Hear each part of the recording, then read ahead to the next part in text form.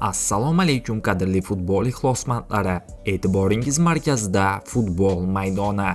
Kanalimizga obuna bo'lib, videolarimizga bir dona like bosishingizni so'rab qolamiz. Yaxshilab o'rnashib oling. Demak, biz boshladik. Turkiya Superligasining 33-turida Istanbul Başakşehir o'z maydonida Samsunsporni 3-0 hisobida mag'lub etdi. Mazkur bahsda Bozbek Fayzullayev 70-daqiqada zaxiradan maydonga tushib, o'z nomini tabloga yozdirib qo'ydi. Uchrashuvdan so'ng bir qator statistik portallar hamyurtimizning harakatlarini munosib baholadi.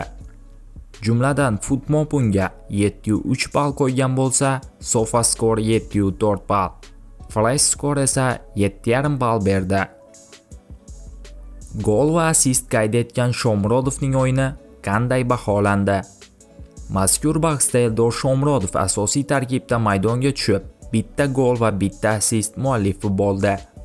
Uchrashuvdan so'ng bir qator statistik portallar hamyurtimizning harakatlarini yuqori baholadi.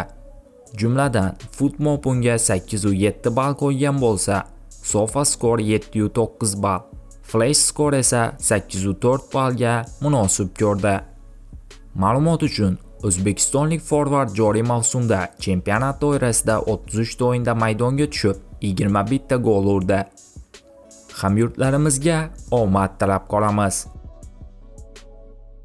Bugungi dasturimiz shundan iborat edi.